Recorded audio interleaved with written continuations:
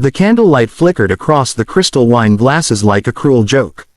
From a shadowed corner table, Isabella Voss watched her husband of 9 years lean across the linen cloth to kiss the knuckles of a woman who was not her. Alexander Voss, 38, billionaire founder of Voss Energy, the man who once whispered that she was his entire world, now laughed low and intimate with a 26-year-old redhead whose dress cost more than most people's yearly salary.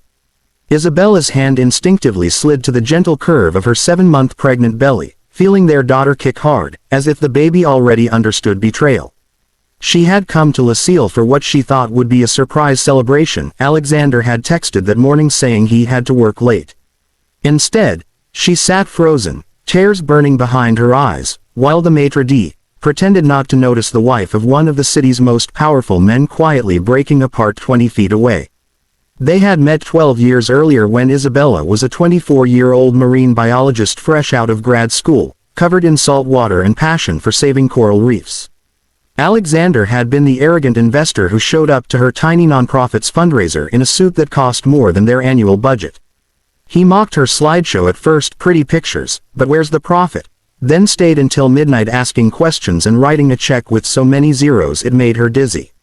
Within months he was flying her to conferences in his private jet, telling her she made him want to be a better man than his money had ever allowed.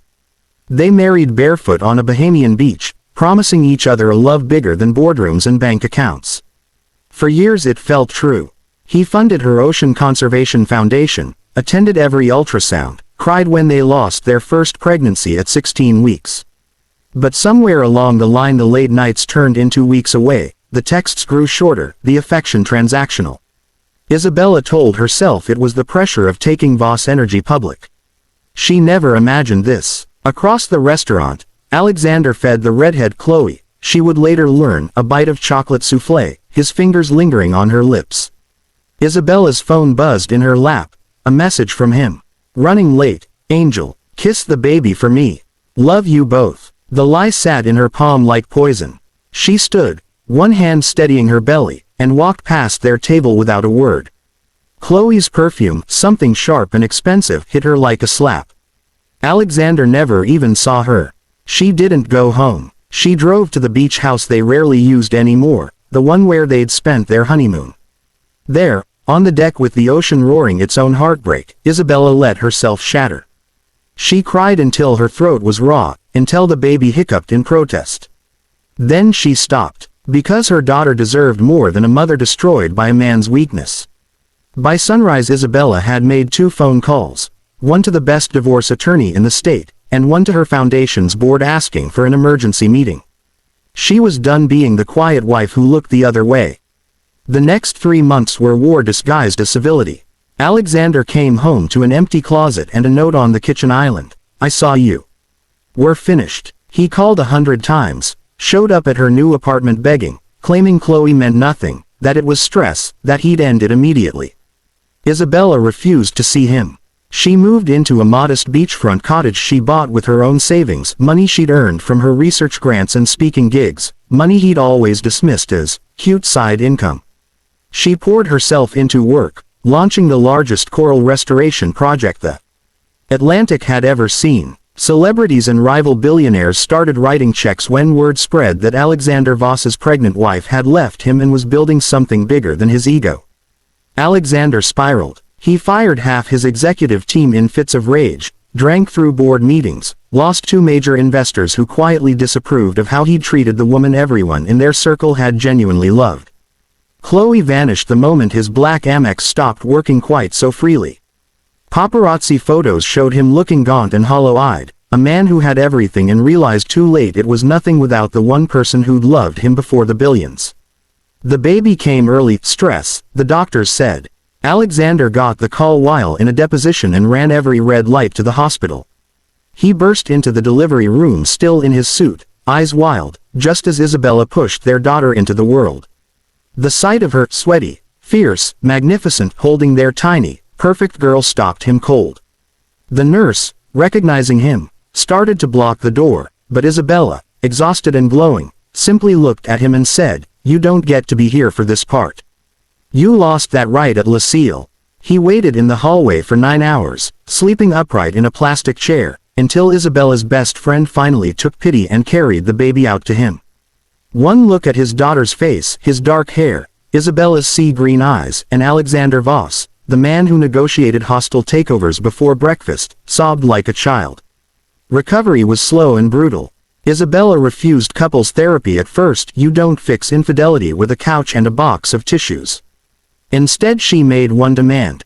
If he wanted any chance at all, he would spend 6 months proving he could be the man she married, not the one who betrayed her. No contact except about the baby. No grand gestures, just consistent, quiet showing up. And, against every expectation, he did. He sold the yacht, donated the proceeds to her foundation without asking for credit. He showed up to every pediatric appointment with a diaper bag and no entourage. He learned to change diapers one-handed while reading ocean conservation reports aloud because their daughter liked the sound of her mother's work. He sat in the back row of Isabella's TED Talk about resilience and cried silently when she never once mentioned his name but talked about learning to protect what is precious by first protecting yourself. On the night of their daughter's 6-month birthday, Alexander arrived at the cottage with a manila envelope and a small wooden box. Inside the envelope were divorce papers unsigned by him and a new legal document transferring half his remaining personal fortune into a trust for their daughter and the foundation, no strings attached. In the box was the simple gold band he'd given Isabella on that Bahamian beach, cleaned and resized for her postpartum finger. "I don't deserve you," he said, voice raw. "I may never deserve you. But I will spend the rest of my life earning the privilege of standing next to you in Coral." They had named their daughter Coral, because she was the living proof that beauty can grow even in damaged places. Isabella studied him for a long time, moonlight silvering the tears on his cheeks. Then she took the ring, slipped it onto her finger, and kissed him for the first time in almost a year. It tasted like salt and second chances. They didn't rush back to the mansion. They stayed in the cottage, rebuilding slowly. Date nights were takeout on the deck while Coral slept in a bassinet between them. Alexander stepped down as CEO, kept only a board seat, and started working with Isabella on ocean projects that actually mattered. The tabloids called it the redemption story of the decade. Isabella called it survival. 2 years later, on the exact anniversary of the night she watched him betray her, they renewed their vows on the same beach where they'd married. This time Alexander wore jeans and carried their toddler on his hip while Isabella, sun-kissed and strong, spoke vows that made everyone cry. "I choose you not because you were perfect, but because you became the man who deserved choosing." The inspiring truth they now tell anyone who asks is simple and fierce. Betrayal can destroy you, or it can reveal who you were always meant to become.